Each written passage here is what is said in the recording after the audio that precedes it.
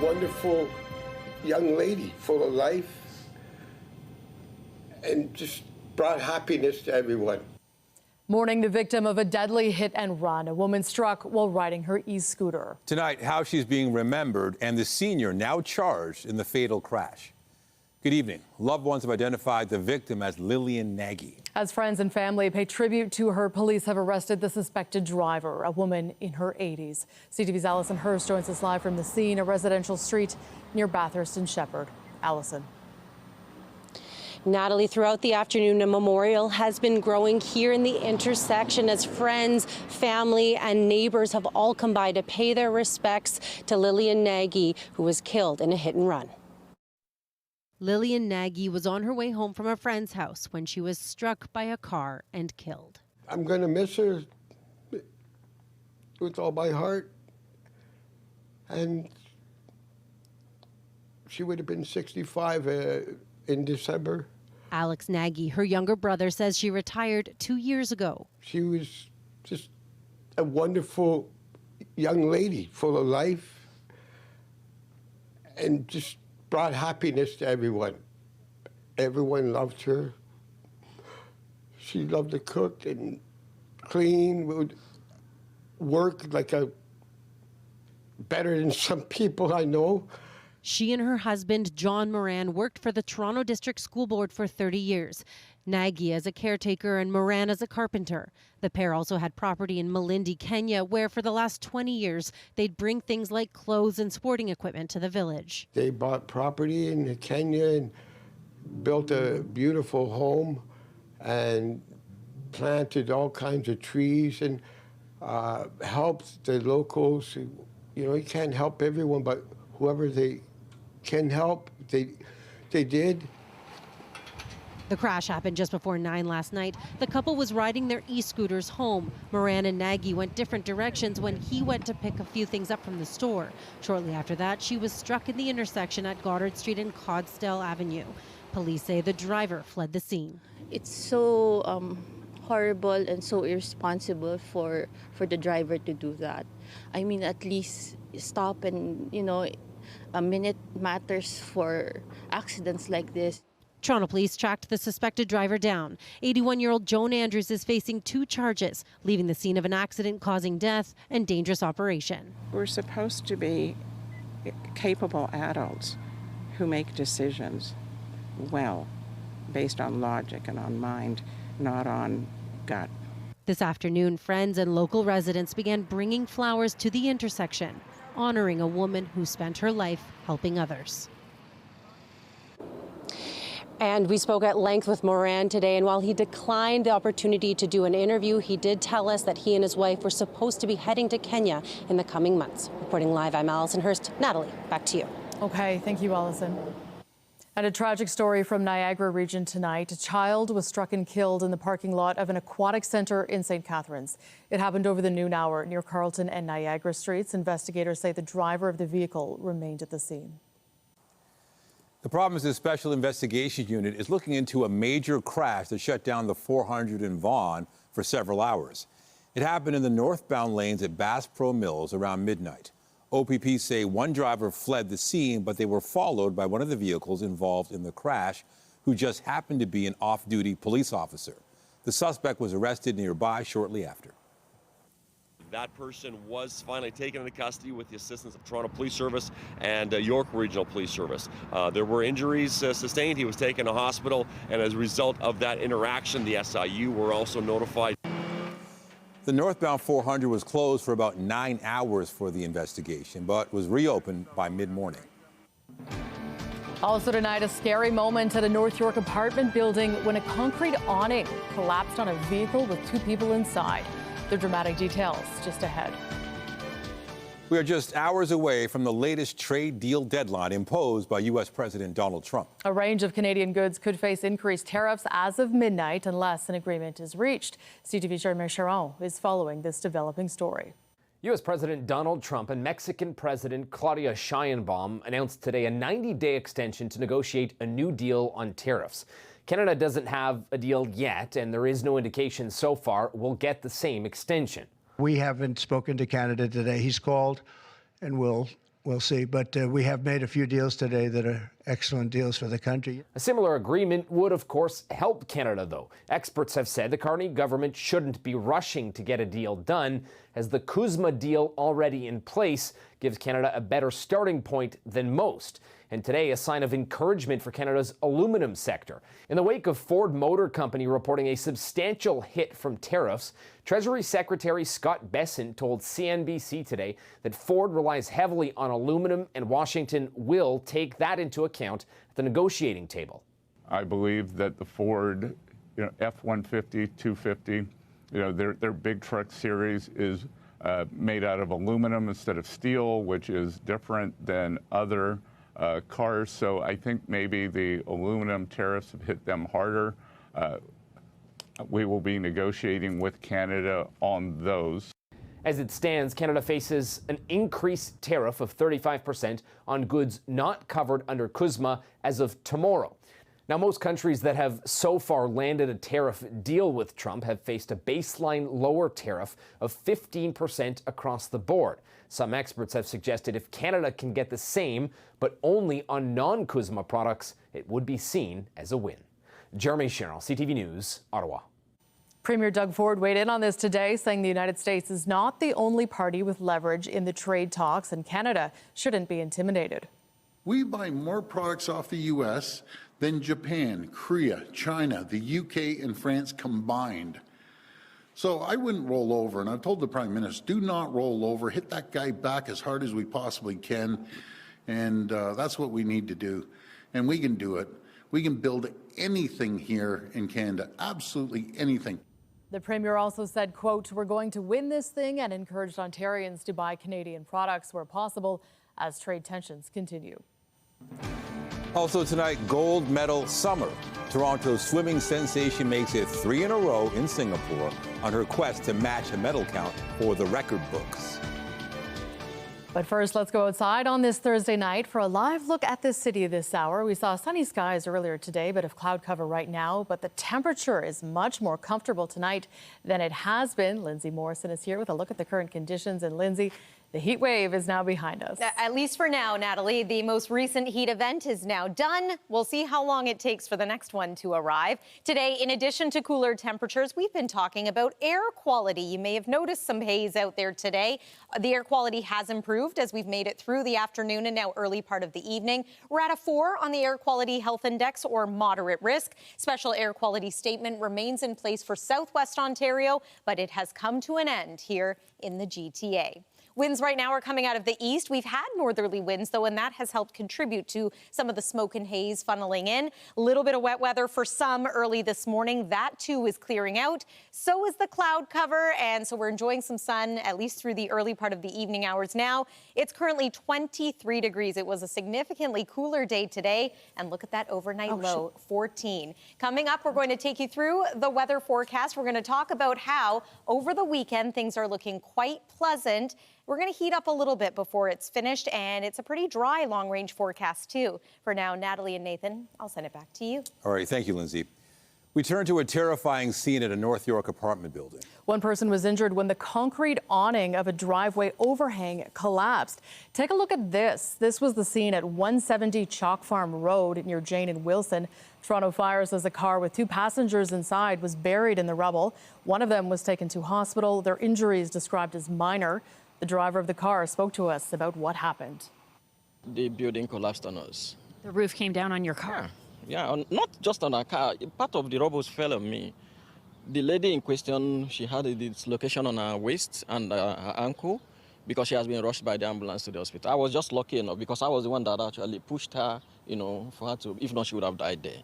So myself, I was able to run out because I noticed it quite on time.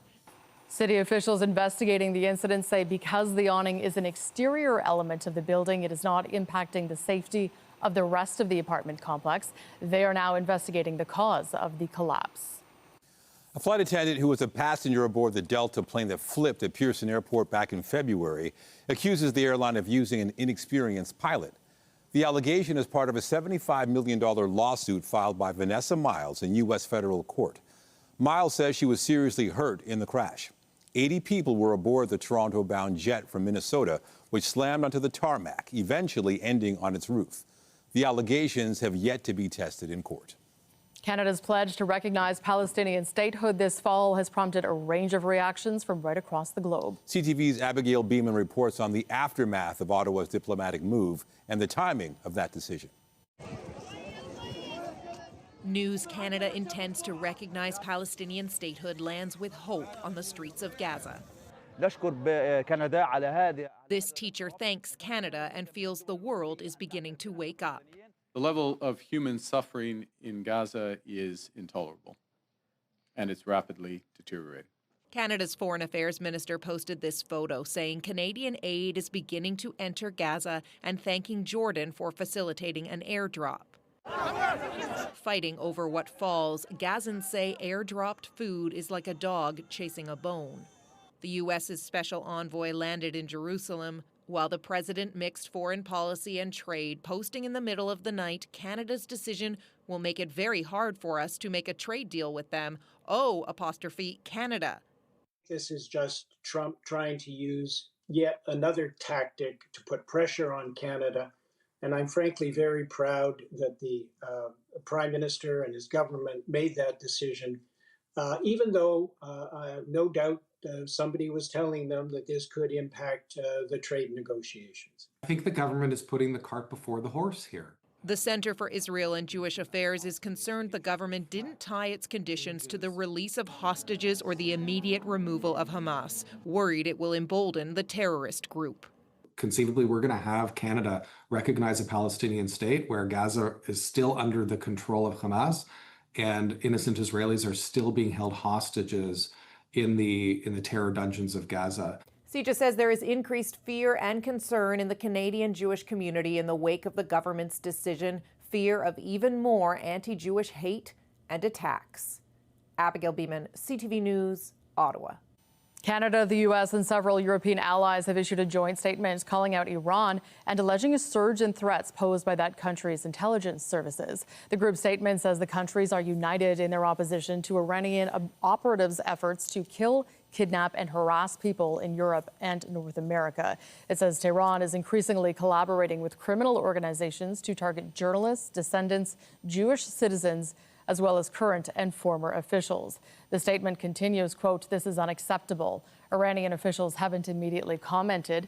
In October, Reuters reported that Iran was behind a wave of attempted assassinations and abductions across Europe and the United States.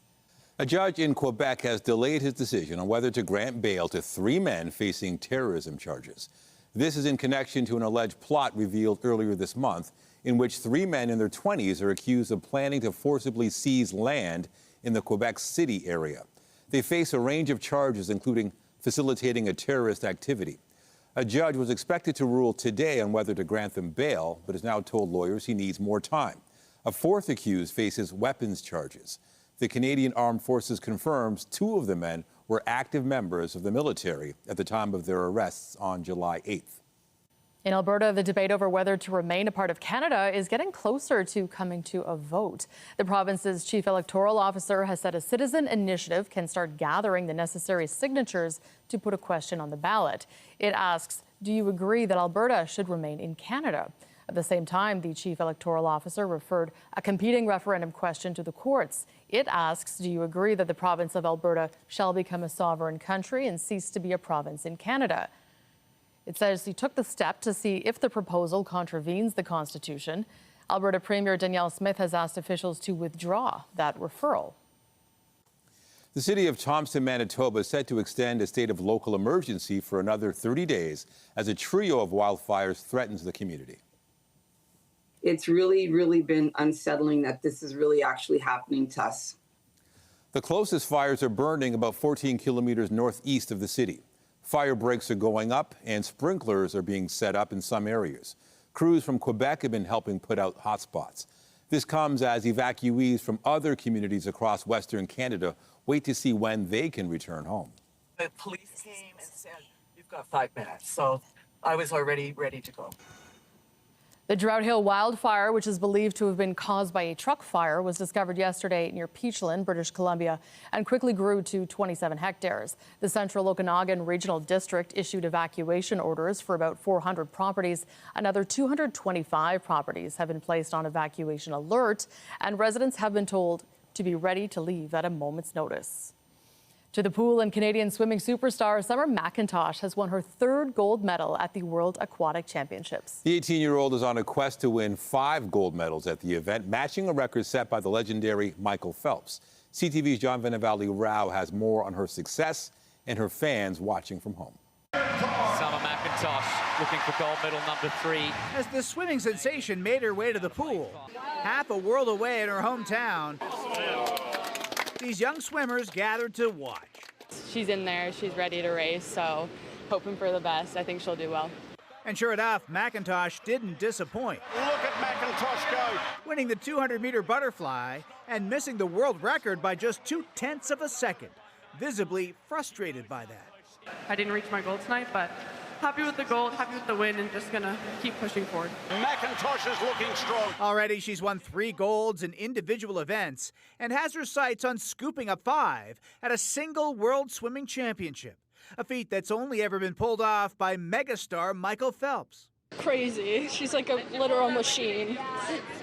Pretty cool. Here she comes. Just last month at the Canadian Swimming Trials in BC, McIntosh set 3 world records. And she's also a 3-time Olympic champion and inspiring the next generation of swimmers.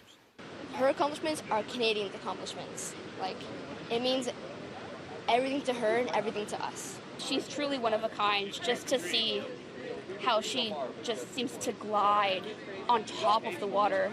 Isn't she amazing? If all goes well, she'll try for that next gold on Saturday, competing in the 800-meter freestyle, a highly anticipated event because she'll go up against Katie Ledecky, the current world record holder. This is going to be like the Super Bowl, the Stanley Cup of swimming this summer. This event is going to be epic. It's the one that a lot of people are really looking forward to watching.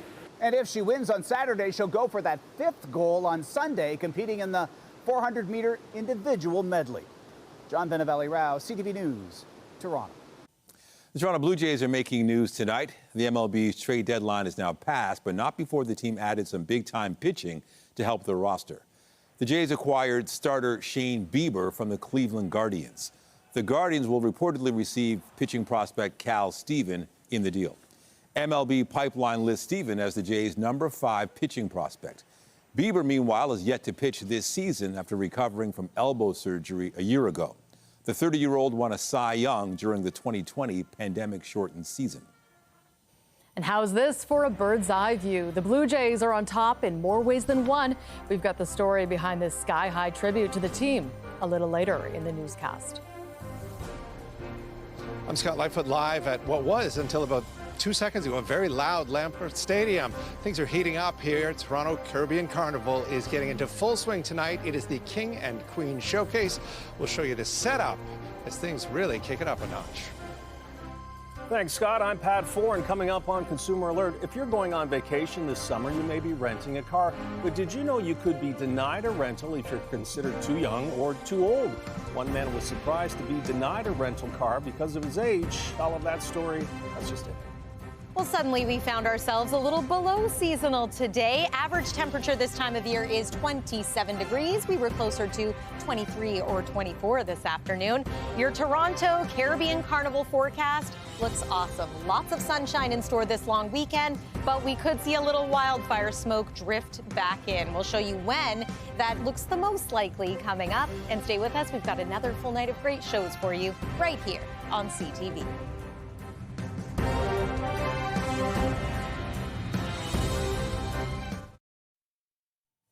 Many people are still enjoying their summer vacations, and that may mean renting a car in Canada or another country. But different rental companies have different rules about who they will rent to, including how old you are. Here's Pat Foran and Consumer Alert. Pat. Thanks, Natalie and Nathan. Some may feel it's a form of age discrimination, but car rental companies are allowed to deny renting you a car depending on your age. An Oakville man was told he couldn't rent a car because he was over 79 years old. My whole mission in this is just to let people know. Carol Ann and John Jenisak of Oakville recently visited with family in British Columbia. Before they left, they made sure to book a rental car. But when they got to the rental counter in Victoria, they got a surprise. When John handed her his driver's license, she said, "Oh dear, I'm sorry, but we can't rent to you because you're over 79. Which we had never heard of before. Carol Ann was still 79 for another 3 months, so luckily she was able to rent the car as long as she did the driving, and John, who is 85, didn't get behind the wheel. The couple says the situation could have been worse. If you had a trip arranged and you put the deposits on hotels, that could be quite costly. The Jenisaks rented a car with National Car Rental, whose parent company is Enterprise Mobility. A spokesperson told CTV News the National Car Rental branch in Victoria, BC, sets its own policies and procedures. Their age requirements for rental are outlined on their website under key facts and policies when you begin a reservation. Every rental company is different, and some don't have age restrictions, but some do. You could be denied a rental car if you're over 79 years of age, over 70 outside of Canada, if you're younger than 21 or 25 years old, if you have limited driving experience, have a bad credit rating, if you don't present a valid driver's license, or you don't have the proper form of payment. Most rental companies won't accept cash without a credit card on file. Last year, CTV News did a story with Brian Barnard of Etobicoke, who was denied a car rental because he wanted to pay with a prepaid credit card. It was frustrating to go all the way there and then to be told that, you won't take my form of payment. If you're planning to rent a car, you'll want to check the fine print to make sure your trip goes as planned. And when renting a car, you need the proper insurance. Your own policy might not cover expensive vehicles or rentals outside of Canada. That's also the case with coverage on your credit card. Insurance offered by rental companies can be expensive, but may be worth it to make sure you're properly covered. On your side, I'm Pat Foran. If you have a consumer story idea, email us at alert@ctv.ca. Well, the air quality not the greatest today, but I'll take the cooler conditions. It was a nice little break from the extreme heat. Absolutely, and we still have a nice run of sun heading into the long weekend as well. Can't complain about that. And I think it's nice knowing that there's probably still more heat to come this summer for those who really enjoy that. This is the final day of July. August is just hours away at this point. And yes, it is looking like it's going to be a real nice start to the month. Comfortable temperatures, lots of sunshine, hopefully brighter skies than we experienced today, because this is what it looked like in the morning hours. Yeah, that's a pretty hazy view from outside our CTV News chopper. By the afternoon, conditions did improve. Here's what it looked like a little later in the day. And heading into the evening hours, we had even further clearing. We had some sunshine, even a little blue sky in some areas. Gradually, I've been watching these special air quality statements come to an end, still in place across southwest Ontario, but further improvement is expected through the night tonight. And then tomorrow, we'll be breathing a little easier. We'll be at a 3 on the Air Quality Health Index, which is low risk. Just don't get too used to that. I do think the numbers could go up at times over the weekend. 23 degrees this hour in the city of Toronto, and what you see is what you get. It feels like 23, 24 degrees. Gone is that oppressive humidity, making it feel about 10 degrees warmer. And then overnight tonight, our forecast low is 14 degrees, which is actually a little cool for this time of year. You may notice that as you are waking up and heading out the door tomorrow morning. Tonight's lows right across the board. In fact, look at Bancroft, 8 degrees, so single-digit territory for some. Tomorrow, nice day. It's going to be a fair day on the fairways. No rain check required. Get outside and enjoy. And again, we can encourage you to exercise and enjoy those outdoor physical activities because it's not as hot and dangerously humid anymore. Condition-wise, tomorrow, for the most part, mainly sunny skies, temperatures in the low to mid-20s, depending on where you're joining us from. Now, you may be hoping for some rain. We got a little bit this morning around the GTA. It lingered into the afternoon for Niagara region. Now we are seeing this disturbance, this frontal system, move out toward the northeastern United States and Atlantic Canada. In its place, we have high pressures settling in, and as we know, high pressure usually means a real absence of active weather. We will be enjoying blue skies for the most part. Do want to mention that our forecast radar at this point for Saturday evening is showing the slight chance of a pop-up isolated shower. It's not a sure thing at this point, just want to point that out. But Sunday, it looks like wall-to-wall sunshine, and temperature-wise, we're going to start to heat up as we make our way into Sunday and Monday. So we go from about 24 degrees tomorrow for the first day of August to around 27 on Saturday. That's nice and pleasant. If you're missing the heat, Sunday and Monday temperatures are going to be close to 30 degrees, but the difference is it's not going to feel much warmer than that. Humidity remains low. There's the holiday Monday. Little bit of an increase in cloud, but pleasant mix of sun and cloud. Looks like this pattern follows us through the middle part of next week. Chance of showers, risk of thunderstorms by about next Thursday. I think that would be welcomed because this is a pretty dry looking 7-day forecast. Natalie, I'll send it back to you. Okay, thank you, Lindsay. Well, the city is set to come alive this weekend for the Toronto Caribbean Carnival. The Grand Parade is Saturday, but festivities are getting underway tonight with the King and Queen Showcase. CTV Scott Lightfoot is live at Lamport Stadium with the detail. This is always fun to watch, Scott. Absolutely, and you know, the Toronto Caribbean Carnival actually started mid-July, but tonight is really when things kick up a notch. I'm going to step out of the way and show you what it looks like here at Lamport Stadium. It is beginning to fill up now. The stage is literally being set for one of the most colorful events, one of the biggest cultural festivals in North America. It will be an absolute spectacle tonight. Dozens parade through the stadium in their finest costumes. When I say costumes, I mean it's more than just a costume. We're talking size. Some of these outfits go 20 feet high.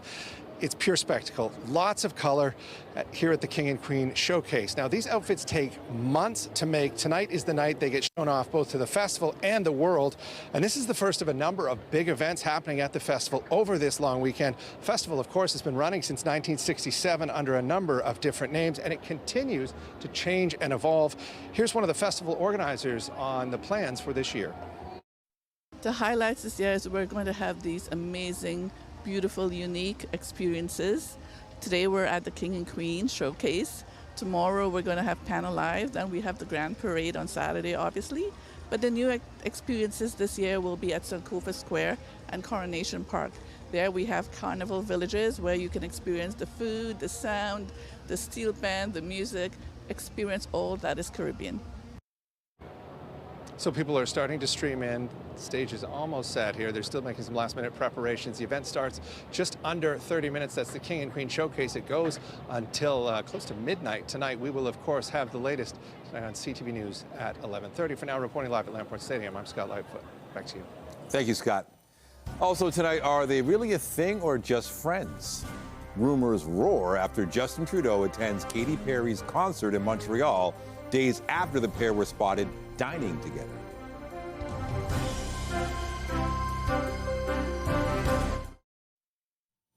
Advancements in cancer treatments have come a long way over the years. One example, a new machine at the Ottawa Hospital which combines live MRI images as the patient receives very precise radiation therapy.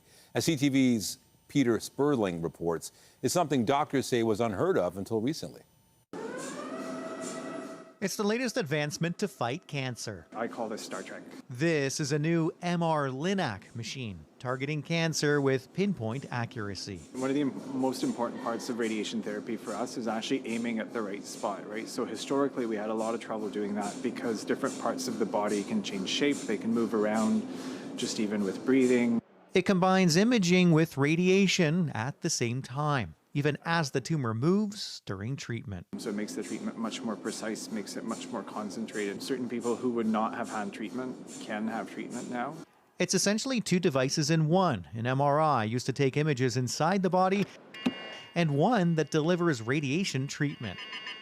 So for the first time, we're able to combine precise imaging and precise delivery of radiation in one system. And what that means is the oncology team can adjust on the go, see the shape and position of the tumor. So we can use that information to adapt the radiotherapy plan. So a brand new way to deliver the radiotherapy is come up with every day while the patient's on the bed. The Ottawa Hospital is one of a handful of treatment centers in Canada with this technology. I hesitate to use big words like transformative, but I think we're going to learn things, the way patients are treated here, that is going to change the way patients are treated throughout the organization and eventually globally. The $10 million machine has been in use since June. About a dozen prostate cancer patients have received treatment so far. The plan is to expand to treat other types of cancers and about 250 patients per year. The doctors I've been speaking to envision more upper abdomen kind of treatments, pancreas, liver, those kinds of things, where the ability to track the motion of the tumor, which is something we know happens as patients breathe, that capability becomes very important. Peter Sperling, CTV News. New research suggests common viruses can activate at least one kind of common cancer cell and set the stage for new tumors to form. Researchers in the U.S. and the Netherlands carried out tests on mice diagnosed with a type of breast cancer that resembles how the disease affects humans. They were exposed to flu or COVID virus, and the scientists say inflammation caused by those viruses woke up dormant cancer cells that were present in the animal's lungs. They say the findings are supported by population-level data showing cancer patients who also tested positive for COVID faced an increased risk of dying from cancer. The findings were published in the journal Nature. Toronto Public Health is reporting the city's first human case of West Nile virus this year. The health department says it received lab confirmation of the virus in an adult resident. Last year, that didn't happen until mid-August. West Nile virus is transmitted to people through the bite of an infected mosquito. It can cause symptoms including fever, headache, and nausea. Toronto Public Health advises taking precautions to avoid mosquito bites, including the use of insect repellent and covering exposed skin outdoors. Meanwhile, Public Health Ontario is reporting an additional 54 cases of measles across the province. That means more than 2,300 cases have now been linked to the outbreak that started in October, sparked by an exposure in New Brunswick. Most of the new cases were reported in the Sudbury region and were resolved by the time they were investigated. Officials say while transmission may be slowing, continued vigilance is needed. Justin Timberlake is sharing some personal health news. He says he was recently diagnosed with Lyme disease.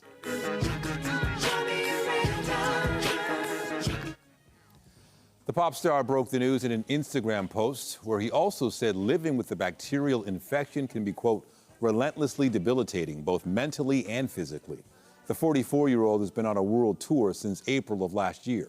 He completed the last show Wednesday in Istanbul. Former U.S. Vice President Kamala Harris is planning to release a book about her unexpected and unsuccessful run for the Oval Office last year after Joe Biden dropped out of the race. With candor and reflection, I've written a behind-the-scenes account of that journey. I believe there's value in sharing what I saw, what I learned, and what I know it will take to move forward.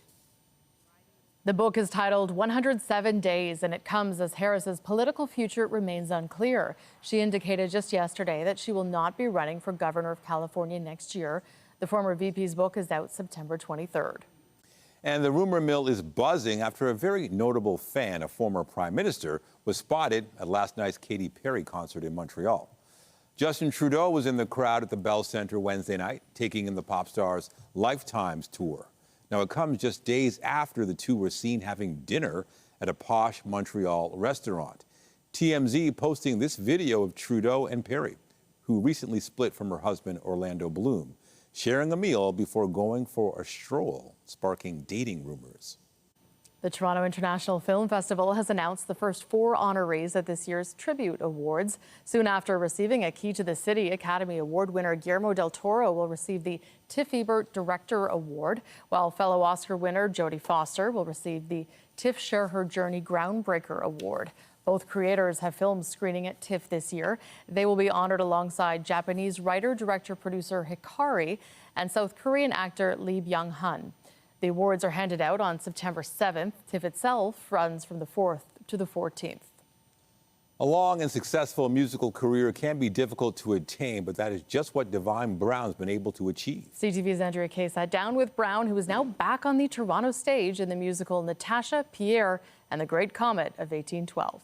You are such a lovely thing, oh, where have you been? It's such a shame to bury pearls in the country. Divine Brown is back on stage in the Tony Award-winning play Natasha, Pierre, and the Great Comet of 1812. The musical is taken from just one chapter of Tolstoy's epic War and Peace, a melodrama set in Russia during the Napoleonic Wars. Brown was first cast as Helene in 2019. Then the COVID-19 pandemic struck. She thought the opportunity had passed. Then the pandemic came to an end. Then I got a call from Chris Abraham from Prose. Musical Stage and Crows decided they were going to do a partnership on this one, and he said the role is still there for you if you want it. You are such a lovely thing, oh, where have you been? It's such That was 2023, co-produced by Crow's Theatre and the Musical Stage Company, so popular it was extended time and time again. It was amazing. I really had, it was out of my mind. I didn't think it was going to be a thing because I was just thinking about other things at that moment. So it was really exciting. I didn't know what I was in for. Brown has had a long career with music, from R&B hits on the radio to a Juno Award win. still miss that old school love. But her 5-octave vocal range has not been solely on record.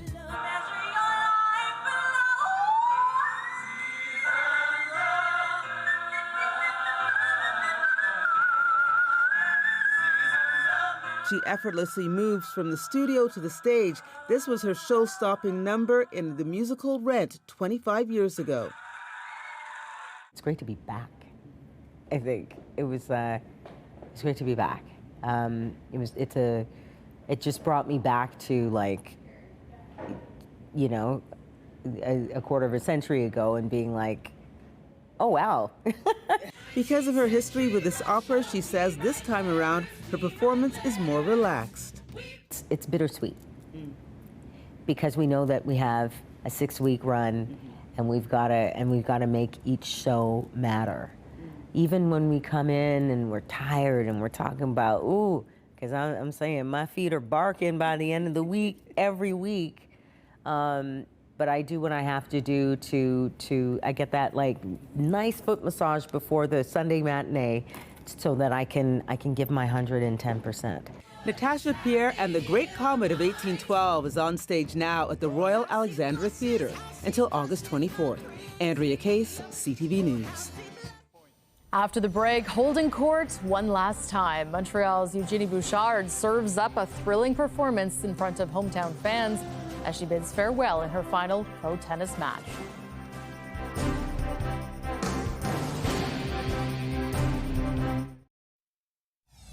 Brought happiness to everyone. Everyone loved her. Updating our top stories now, loved ones have identified a woman who was struck and killed by a car last night near Bathurst and Sheppard. 64-year-old Lillian Nagy was riding her e-scooter when she was hit, and the driver allegedly fled. Toronto police say 81-year-old Joan Andrews is now facing 2 charges, leaving the scene of the accident, causing death and dangerous operation of a vehicle. I love Canada. I have so many friends in Canada, but they've been very poorly led. They've been very, very poorly led, and all we want is fairness for our country. The clock is ticking down to the latest trade deadline set by U.S. President Donald Trump. If no deal is reached by midnight, many Canadian goods could be subject to a new 35% tariff. It's expected the higher import tax won't cover products under the existing CUSMA free trade deal. The Carney government has said it's only willing to sign a deal that's good for Canada. I didn't reach my goal tonight, but happy with the goal, happy with the win, and just gonna keep pushing forward. And that was the reaction from Canadian swimming superstar Summer McIntosh after she won her 3rd gold medal at the World Aquatic Championships in Singapore. The 18-year-old is on a quest to win 5 gold medals at the event, and if she achieves that feat, she would match the record set by legendary swimmer Michael Phelps. Remember to keep up to date day and night at ctvnewstoronto.ca and by downloading the CTV News app. And if you have a news tip, photos, or video of breaking news, let us know. Some major tech companies are reporting their latest earnings this week. BNN Bloomberg's Morella Fernandez has details on that and other business headlines. Both Apple and Amazon reported earnings today after the North American markets closed. Apple reported very strong iPhone sales, bringing in $44.5 billion in its latest quarter. The stock was up in after-hours trading, but shares still haven't recovered from the April low. Investors have been worried that Apple isn't executing a strong AI plan. Amazon is gambling on a big spend for AI. The company brought in $167 billion in its latest report. That blew past estimates. Prime Day sales helped to boost the bottom line. It also reported growth in its web services unit. It looks like the Canadian economy squeezed out some growth in June after declines in April and May. Early data suggests GDP was up 0.1% last month. That's much better than what was expected, considering the American tariffs on some Canadian goods. Here's how the trading day ended. The Canadian dollar is down again today to 72.18. West Texas Intermediate dropped to 69.26. Our fix on Western Canadian Select has it up to 57.03. And the TSX dropped 110 points today to 27,259. Those are your business headlines. I'm Morella Fernandez. The Business Report is brought to you by Canadian Western Bank, the bank built for business. Toronto's rent eviction bylaws took effect today. The new rules aim to protect tenants from bad faith evictions at the municipal level. Landlords will have to apply for a license within a week of issuing an eviction notice based on planned renovations. They will also have to compensate tenants for moving and other expenses. That means a one-time allowance of $1,500 for a studio or one-bedroom unit, or $2,500 for a two or more bedroom unit. Landlords who don't follow the bylaw could be charged up to $100,000. Canadian tennis star Eugenie Bouchard ended her professional career last night in her hometown of Montreal.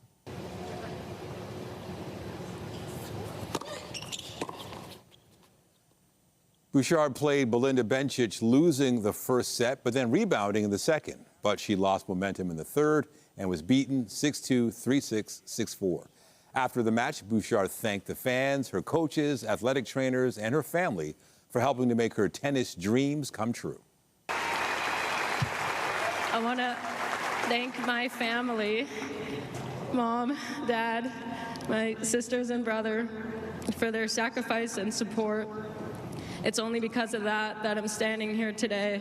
And I want you guys to know that when this crowd cheers for me, they're cheering for you guys too, because I wouldn't be here without you. Bouchard has already begun a professional pickleball career, and she promised the fans they had not seen the last of her. Some disappointing news for Canadian track star Andre de Grasse. The seven-time Olympic medalist will be on the sidelines this weekend when the Canadian Track and Field Championships take place in Ottawa. De Grasse telling CTV News that a tightness in his hamstring will keep him from competing. He expects to be ready, though, for the World Athletics Championship in Tokyo in September. Still to come tonight, the Blue Jays are on top of their division and this parkade marking the moment with a massive mural. We speak to the masked painter behind the project just ahead. Tonight, deal or no deal? We haven't spoken to Canada today. He's called, and we'll see. What's at stake as time runs out to strike a last-minute trade agreement with the U.S.? That story and more later on CTV National News. And a reminder, the CTV News at 6 podcast is available as a download every weeknight. And a special hi to those of you listening to the newscast live on News Talk 1010. Get Toronto's top stories, breaking news alerts, and watch live. Download the CTV News app.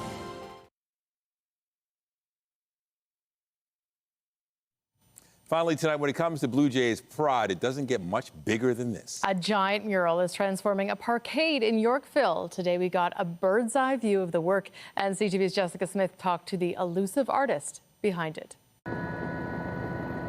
Art is in the eye of the beholder. And with this art, you'll need a bird's eye view to truly take it all in. Have painted surfaces globally around the world, and also very blessed many locations in Toronto, and then leading us to where we're currently standing, my largest piece to date. Toronto-based artist Birdo, who likes to keep his identity a secret, draws his own unique avian look as a nod to his art. He's creating a 26,000 square foot mural on the top of the Cumberland Parkade. When I mocked it up, I usually know this, I was just like, that's it, let's go, let's challenge ourselves, which it's been, but it's sort of just, it's taken shape as we go. The concept, a shout out to a bird synonymous with the city and the Major League Baseball franchise in Toronto. In his practice, he always uses different kinds of animals, and in this particular case, it's a blue jay. As I was doing concepts, I've been saying, I just think the blue jay is an unofficial mascot of our city. The large-scale mural is a kickoff of the Yorkville Murals Festival and its theme of no empty spaces. Yorkville Murals is all about public art. It's about creating an experience for people that is free. I invite everyone during the festival to come early in the morning. We have activations until late in the evening. The rooftop project is almost complete and will be ready to take flight and open to the public August 23rd during the festival. So this is for you. This is for you up in the condo to look down, however you want to interpret it. I'm okay with that. The mural here is now a permanent fixture and will join the rest of the work that will be in the Yorkville Murals Festival taking place August 23rd and 24th. Jessica Smith, CTV News. Very cool. Now we know that birds of a feather paint together. Oh, very nice. I'm sure Birdo would appreciate that, mask and all. You don't see an interview like that very often, do you? You don't, and you know what? Great weather for it if you wanted to be outside today painting. No rain in the forecast really over the next 7 days, so I guess that's good news for your outdoor plans, maybe not so good in other ways. Hey, also waking up tomorrow morning, the temperature is going to be around 14 degrees. That could be a little bit of a shock to the system as you're walking out the door, but in the afternoon we climb to a high of 24 degrees. Mainly sunny skies. It's going to be a great kickoff to the long weekend. And speaking of which, if you're spending your long weekend at a campground or in cottage country, here's a look at what you can expect. I do think we're going to get a little bit of drifting smoke and haze returning, but otherwise it is sunshine and temperatures a little more comfortable than we've been. Natalie and Nathan. Thank you, Lindsay. Be sure to join Marcia McMillan tonight at 11 for CTV National News, followed by Pauline Chan with our next local newscast at 11:30. In the meantime, our coverage continues anytime on CP24 and at ctvnewstoronto.ca. For Lindsay Morrison and all of us here at CTV News, thank you for watching. Have a good night.